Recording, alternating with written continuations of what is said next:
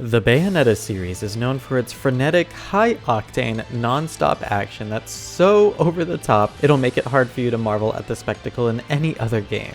Cereza and the Lost Demon is a huge departure from this, but even more importantly, it's a huge departure from the series' mature, gatekeeping roots. For consumers who've never played a Bayonetta game because of its M for mature rating, Cereza and the Lost Demon finally offers a genuine Bayonetta experience to a wider audience. Smash Bros fans, this is for you. With a rating of E for everyone 10 and up, the Super Smash Bros series, including Bayonetta in the roster, gave her character and franchise the limelight it needed to become noticed by the world over.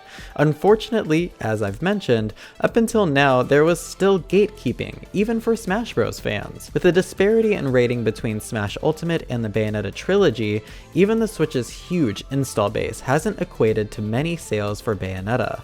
Before Bayonetta 3, the Bayonetta series had only sold around 3 million copies worldwide. Around 1.5 million of those were on the Switch, which was a positive trend for the franchise as it's been around for 13 years and one half of its total sales came within the last 4 years, but it's still minuscule when you compare it to other properties. Series like The Witcher, God of War, Devil May Cry, Pokemon, Mario, Zelda, hell, even the Nier series, which Platinum Games also worked on with Automata, sell multiples of the Bayonetta series' total sales with just a single entry in those respective franchises.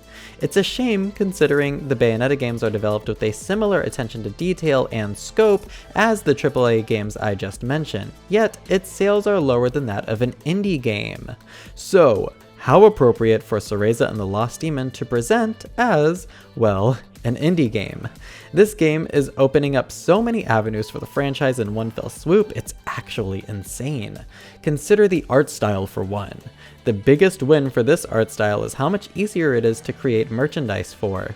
Most Bayonetta merchandise currently sells for, at cheapest, several $100s. You can get some better deals on Bayonetta merch from unofficial sources like Yoshesk on Etsy, where I even got a pair of Bayonetta glasses, but they're still very intricate designs and very niche accessories.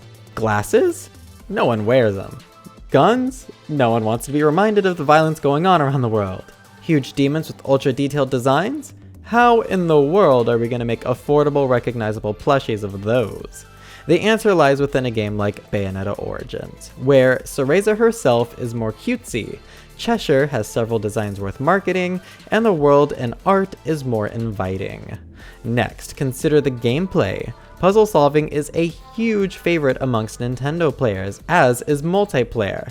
Bayonetta Origins offers puzzles as the main gimmick and co-op as a fun feature, since each Joy-Con controls each character. This makes the game accessible to indie fans, Nintendo fans, and Bayonetta fans. The biggest consideration, though, is arguably the rating. Cereza and the Lost Demon is rated T14, meaning most of the install base for the Nintendo Switch can now enjoy a Bayonetta game, as well as avoid any trouble in marketing and merchandising. Now, what does the T14 rating actually mean for the content of the game?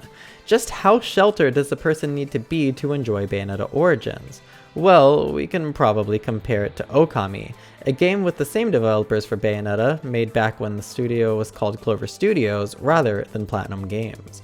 Okami is another T14 game with a similar art style and puzzle solving features, and what made it T14 was blood and gore, crude humor, fantasy violence, suggestive themes, and use of alcohol and tobacco. This means that, moving forward with spin-off games like Origins, a lot of what makes Bayonetta can remain intact while still appealing and being sellable to a wider audience. Cereza and the Lost Demon, however, only has 2 things listed in its T14 rating, and that is animated blood and fantasy violence. This shows a rather tame first experiment into this broader format for Bayonetta, and I wouldn't be surprised if subsequent spin-offs have a rating more similar to Okami's. All this seems to show Nintendo's firm hand, which seems to have a lot of faith in the Bayonetta franchise, even so far as pricing the game at a full $60 price tag. It shows Nintendo's willingness to expand Bayonetta to their core audience, to add her to general marketing, and to add her as another recognized mascot of, well, Nintendo. Who knows, maybe soon we'll see her join Samus and Pikachu as another modern-day second-party mascot, and be featured side by side with Mario, Link, Donkey Kong, and Kirby. The future is bright for the Bayonetta franchise, and we have Nintendo to thank for it. They're responsible for the series selling half its 13-year sales in just 4 years. They're responsible for the series even existing beyond one game at all. And they're responsible for the expansion of the world and character we love, named Bayonetta. This video was made possible by my supporters on Patreon. So, if you enjoy my work and want to see more, please feel free to join in on supporting me via the Patreon link right here. Otherwise, stick around the channel for more videos like this one where I did a massive analysis on Bayonetta Origins.